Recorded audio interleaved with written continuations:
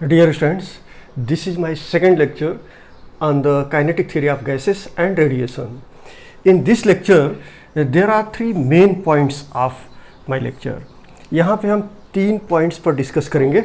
First point is pressure of ideal gas. This is a very important point in this topic. And second point is root mean square RMS speed.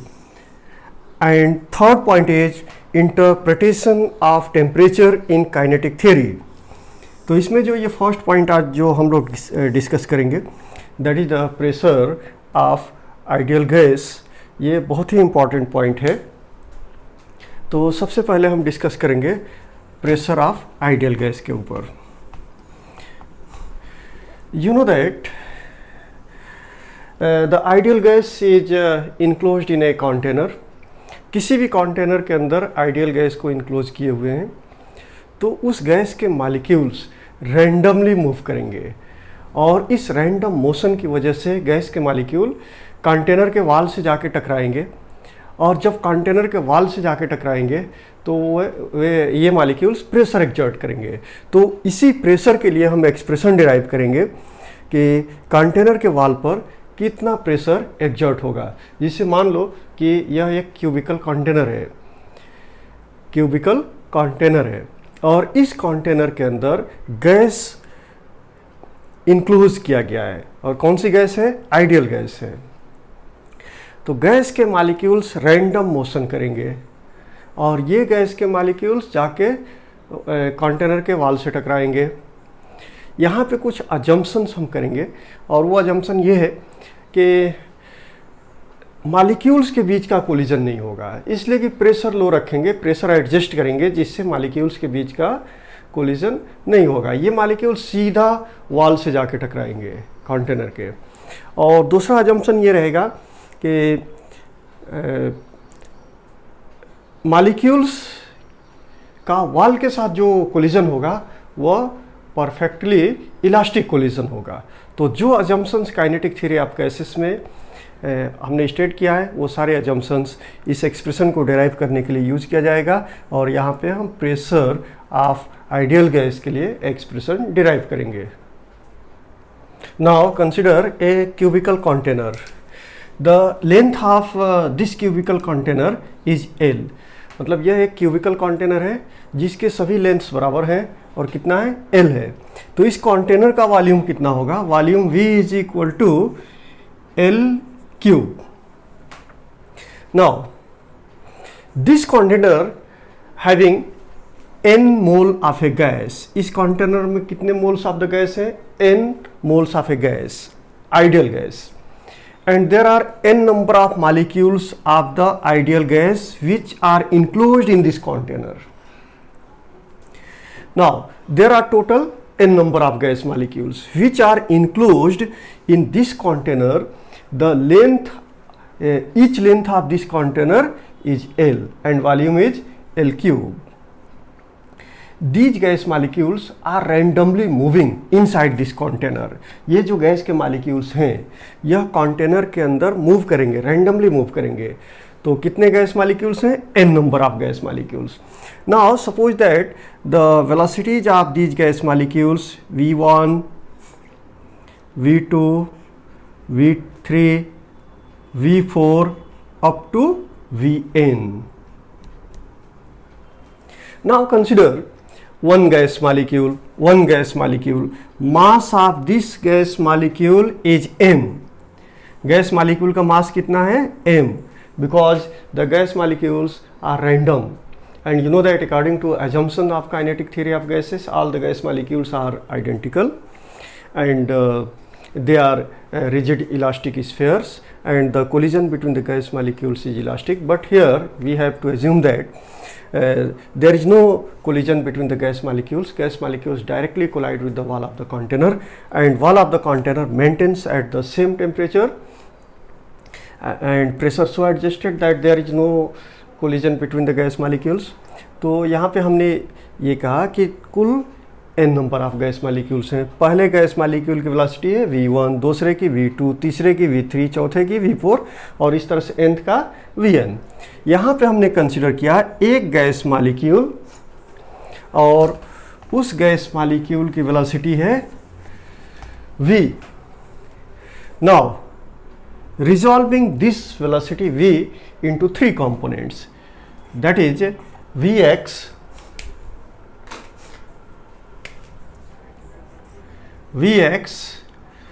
vy and vz. Vx is the velocity of that gas molecule along the x-axis and vy is the velocity of the gas molecule along the y-axis and vz is the velocity of that gas molecule along the z-axis. So now due to this component of velocity, the gas molecule collides with this dark wall.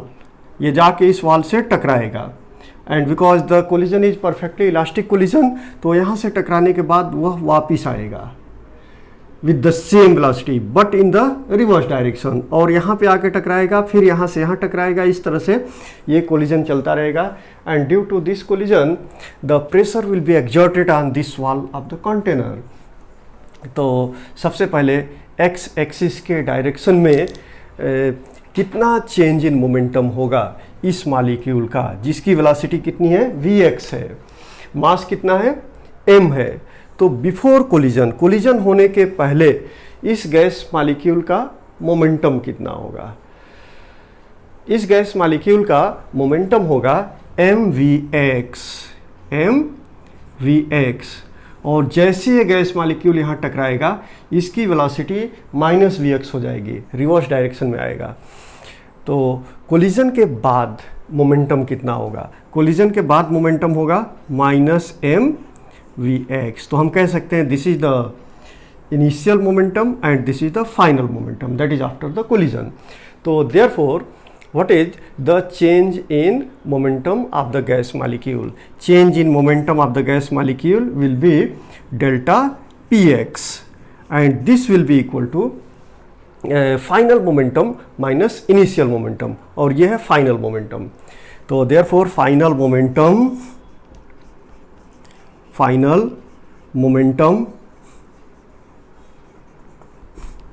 minus initial momentum.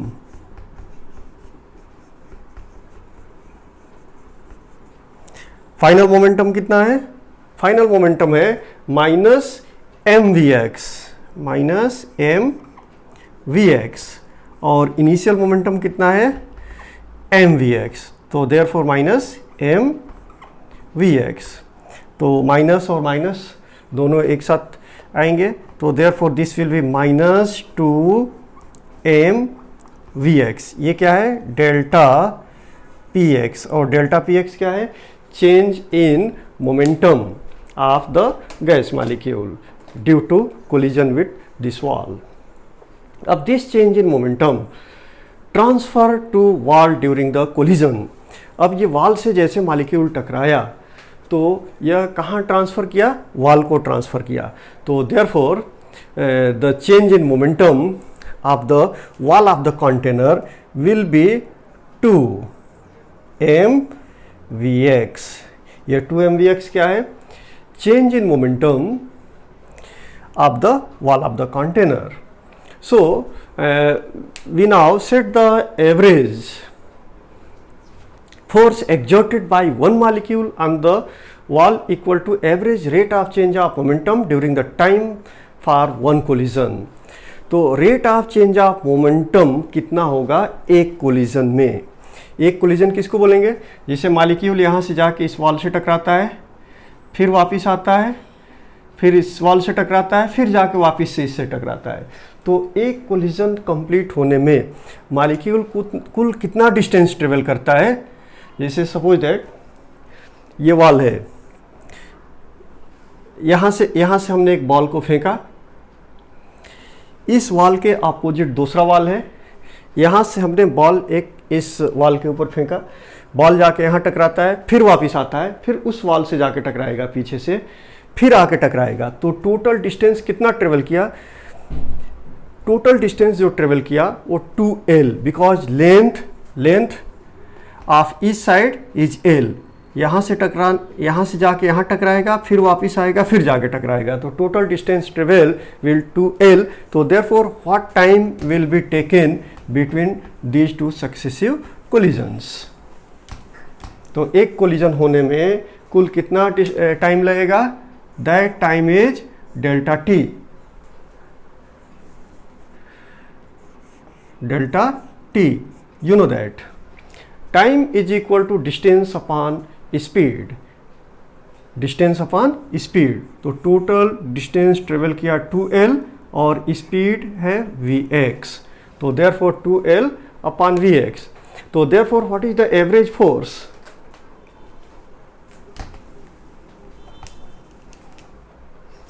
Average force exerted on the sided wall, इस sided wall के ऊपर average force कितना exert होगा due to one molecule? तो average force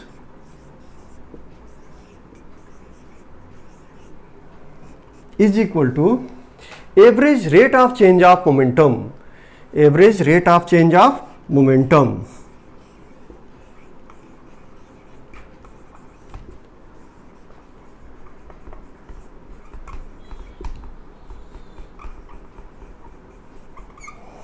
now change in momentum कितना निकाला था हमने? 2mvx, 2mvx इसका rate of change of momentum, इस वॉल का change in momentum, sorry change in momentum. तो rate of change of momentum कितना होगा?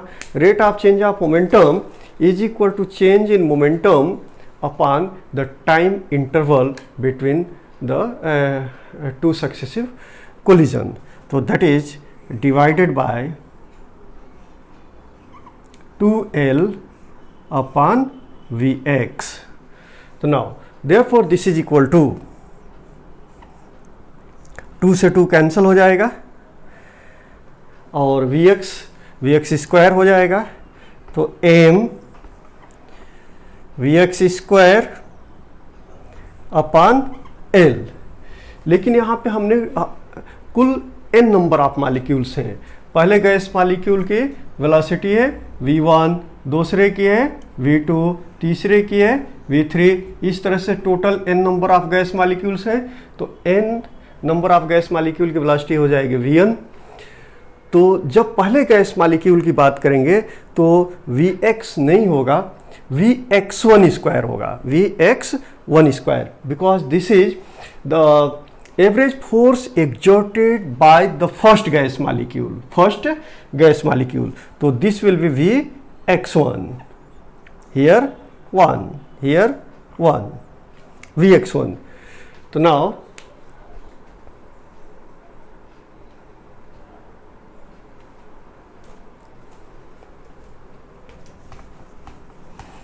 यहाँ Vx1 क्या है?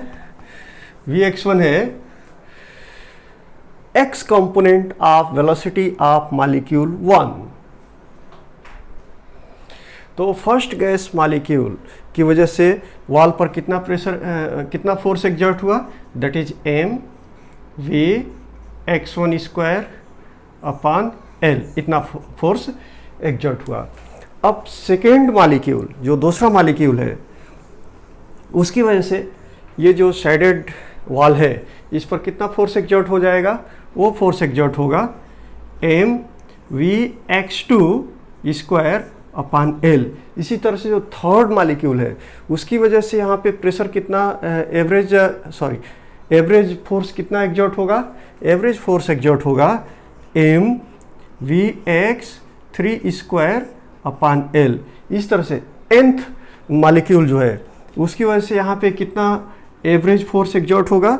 That will B m vx3 square upon l। So therefore let us here you have to find the total average force on the wall due to all these molecules। So therefore total average force,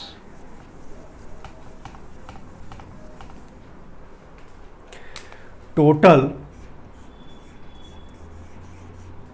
average force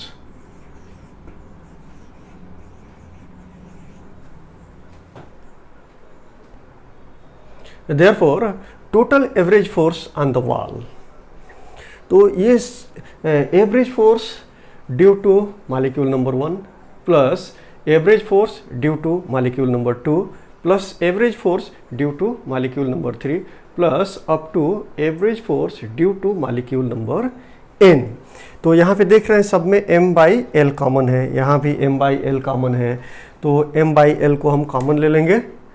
this will be equal to m/l और bracket में क्या आएगा, यहाँ बचता है first molecule के लिए Vx1 square, second molecule के लिए Vx2 स्क्वायर, थर्ड मॉलिक्यूल के लिए Vx3 स्क्वायर और nth मॉलिक्यूल के लिए Vxn स्क्वायर। तो therefore Vx1 square plus Vx2 square plus Vx3 square plus up to dot कर देंगे for n number of molecule. Now therefore here the average pressure, what is the average pressure, यहाँ पे average force हमने निकाल लिया, तो average pressure क्या होगा, तो प्रेशर का जनरल डेफिनेशन होता है the force per unit surface area is called pressure. तो how much force is exerted here, this force is exerted here, and what is the surface area of this wall, length of each side, इसकी लंबाई है l, ये लंबाई है l, ये भी l है और ये भी l है, मतलब ये स्क्वायर के फॉर्म में है, और इसका साइड है l, तो सरफेस एरिया कितना हो जाएगा l स्क्वायर। तो देयरफॉर प्रेशर P, इस वॉल के ऊपर कुल कितना प्रेशर एक्सर्ट होगा, pressure P is equal to average force, average force upon surface area of that wall, surface area।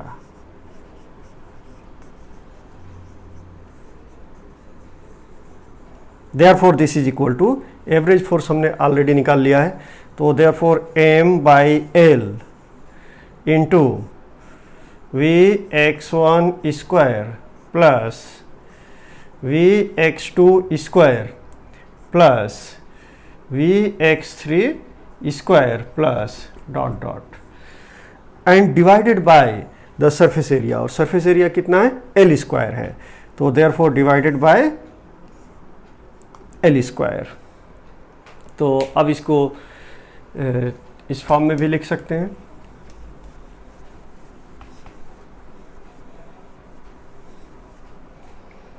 The pressure P, ये प्रेशर के लिए एक्सप्रेशन है, तो therefore pressure P is equal to m Vx1 square plus Vx2 square plus Vx3 square plus dot dot divided by l into L square. तो ये कितना हो जाएगा l इंटू एल स्क्वायर, मतलब l क्यूब भी लिख सकते हैं। तो देयरफॉर यू नो दैट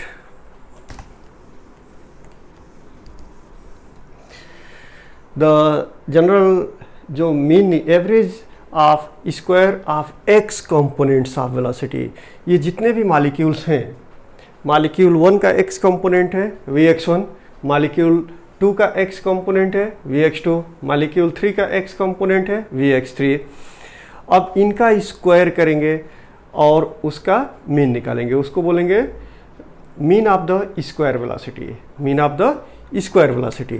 तो mean of the square velocity Vx square bar is equal to Vx1 square plus Vx2 square plus up to total कितने नंबर ऑफ मॉलिक्यूल्स हैं, n number of molecules, divided by n।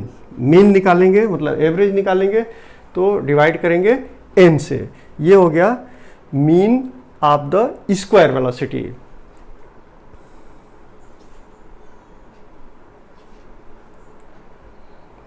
तो therefore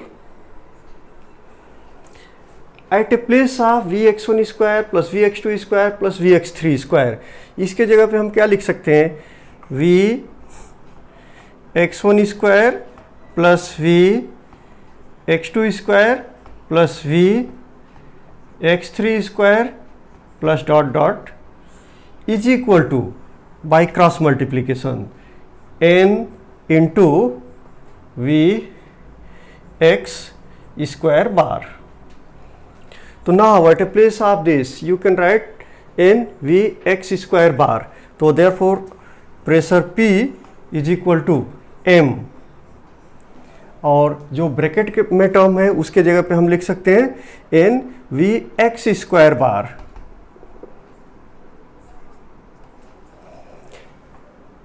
M into N into V X square bar divided by L into L square, that is L cube. And you know that ये जो container है इसके side की लंबाई कितनी है, L है, तो वॉल्यूम कितना हो जाएगा, एल क्यूब. तो therefore you can write volume V is equal to L cube. तो therefore you can write here this is equal to M into N into V X square bar divided by V. V X square bar क्या है, is the average of overall components of the molecule, x component of the molecules. So now therefore the pressure exerted on this shaded wall, that is a yz plane, ये yz plane है, तो उसके लिए expression निकाला हमने और वो कितना है, P is equal to m into n into V X square bar divided by v. Now this is equation number 1. Now here Vx square is, Vx square क्या है, Vx square bar is the average over all the possible values of Vx. Similarly, Vy square bar is the average of all possible values of Vy. Similarly, Vz square bar is the average over all the possible values of Vz. So therefore now you can write here V square bar is equal to Vx square bar plus Vy square bar plus Vz square bar, and Vx square is equal to Vy square is equal to Vz square.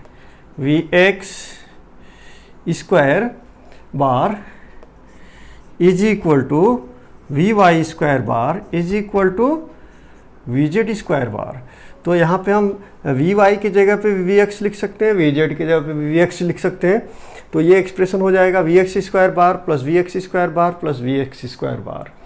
तो this will be 3Vx square bar. तो therefore what is the Vx square bar, 1/3 V square bar. इसे यहाँ पे अगर substitute करते हैं Vx square is equal to Vy square and also equal to Vz square. तो therefore you can write V square bar is equal to Vx square plus Vy square is equal to Vx square. So therefore again you can write here Vx square, and Vz square is also equal to Vx square. Again here you can write Vx square bar. So therefore this will be 3 Vx square bar.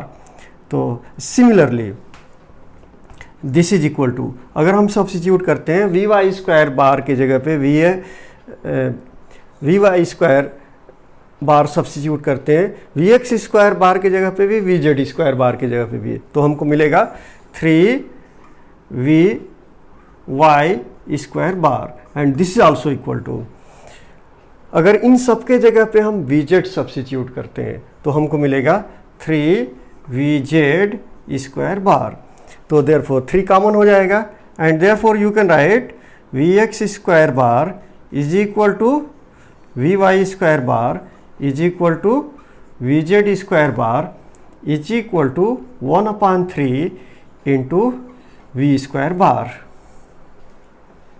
Now therefore the expression may be written as, इस expression को हम ऐसे भी लिख सकते हैं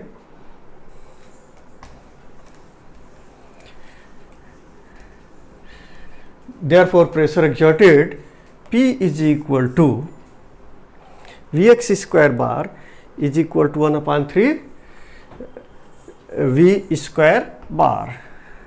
So therefore this will be 1 upon 3 m into n into V square bar divided by V. You can write here this is equal to 1 upon 3 into n upon V into m into V square bar. This is equation number 2. So this is the expression for the pressure exerted on the wall of the container.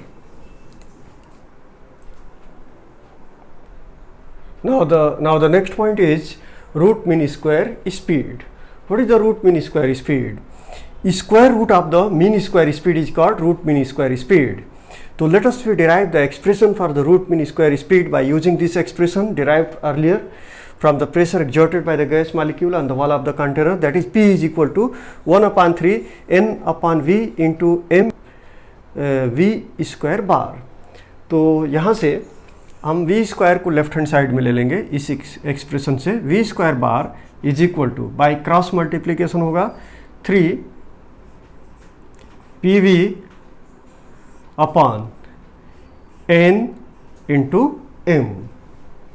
Now here this is equation number 1. Suppose that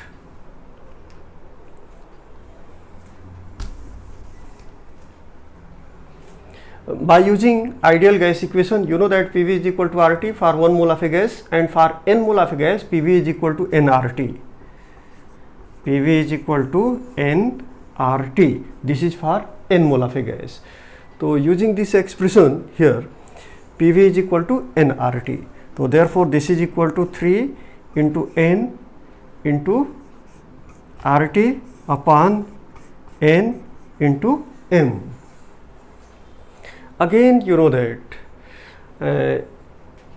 by using concept for mole, n is equal to n upon Na, where Na is the Avogadro's number. Therefore for substituting n is equal to n upon Na, यहाँ पे जब हम substitute करेंगे तो therefore you will write here this is equal to 3 n के जगह पे n upon Na, तो n RT upon n A into n into m. तो n से n कैंसिल हो जाएगा and this will be equal to 3RT upon Na into m.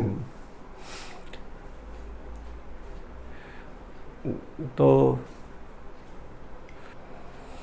you know that molar mass of a gas is m0. m0 क्या है? molar mass of a gas is equal to Na into m. ये value यहाँ पे रखेंगे. Na into m के जगह पे क्या लिखेंगे? molar mass of a gas. तो therefore this is equal to 3RT upon m0, that is molar mass of a gas. तो ये हो गया V स्क्वायर बार. तो now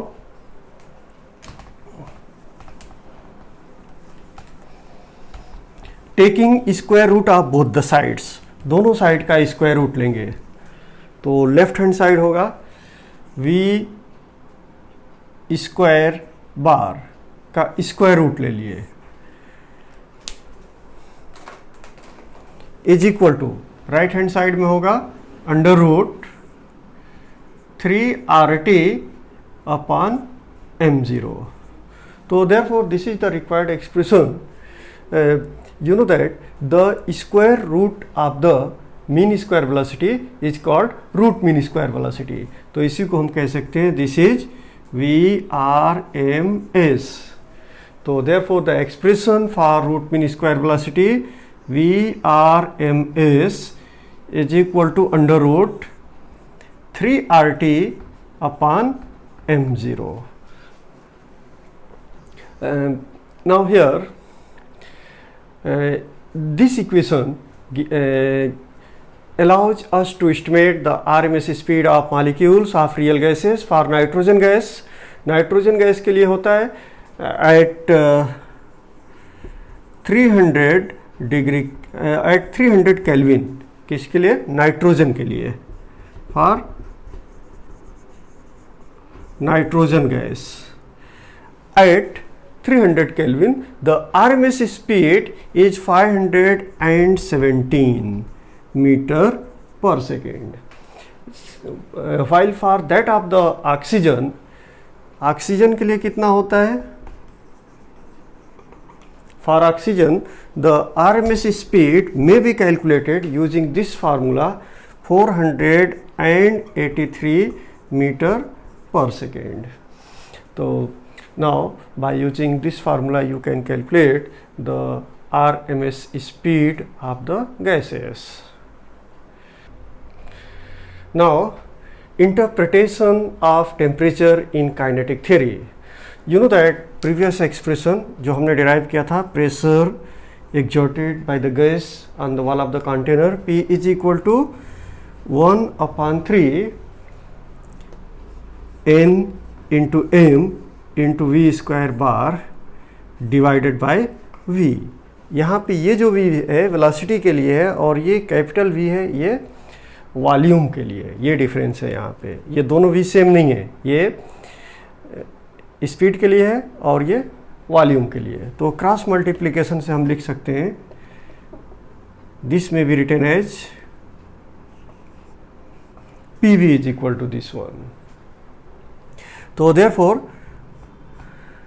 multiplying and dividing by 2, right hand side को 2 से multiply भी करेंगे और 2 से डिवाइड भी करेंगे. तो therefore it will be 2/3 into N into 1/2 M V square bar. तो यहाँ हमने डिवाइड कर दिया और यहाँ मल्टीप्लाई कर दिया. ये एक इक्वेशन मिल गया हमको. PV की value PV is equal to this one. Now the quantity in the bracket half M V square bar, ये क्या है?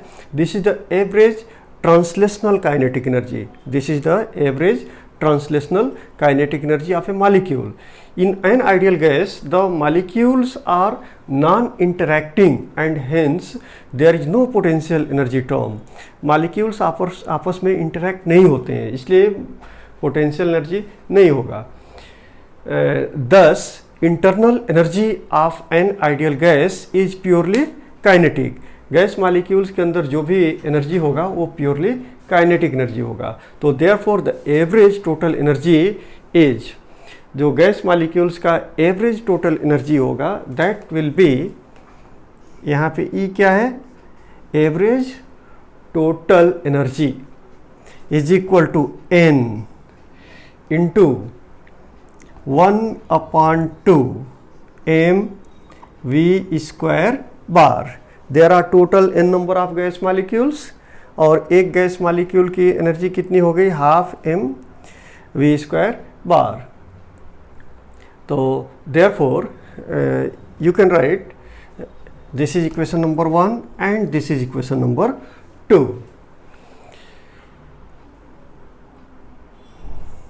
तो PV के ये यहाँ पे सब्स्टिट्यूट कर देंगे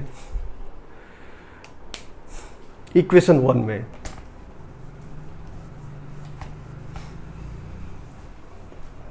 इक्वेशन 1 में N into 1/2 M V square bar के जगह पे क्या लिखेंगे? E लिखेंगे. तो therefore PV is equal to 2/3, ये पूरे टर्म की जगह पे क्या आ जाएगा? ये पूरे टर्म की जगह पे आएगा E. तो therefore 2/3 into E. Using ideal gas equation,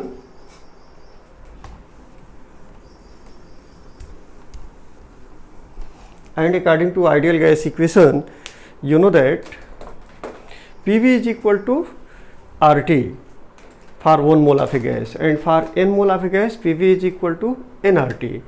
And in terms of Boltzmann constant, you can write PV is equal to n kBT,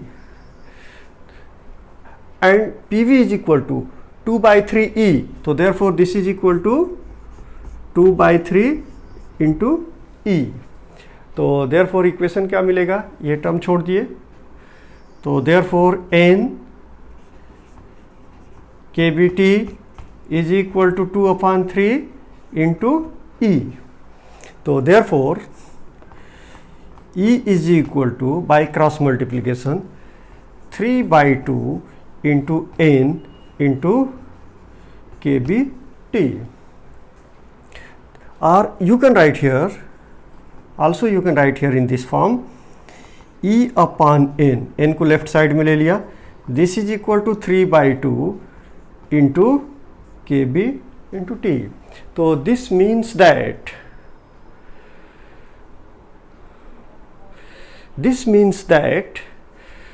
the average energy per molecule is proportional to absolute temperature T of a gas. This equation relates the microscopic parameter of the gas T to the kinetic energy of the molecule, that is T. So listen again, this means that the average energy मतलब E by N, average energy per molecule, there are n number of molecules, so E by N is the average energy per molecule, which is directly proportional to T. Why directly proportional? Because 3 by 2 and kB are constant, therefore E by N is directly proportional to T. So thus you can say the average energy per molecule is proportional to absolute temperature T of a gas. This equation relates the microscopic parameter of the gas T to the kinetic energy of the molecule. And next content of this topic will be in the next lecture. Thank you.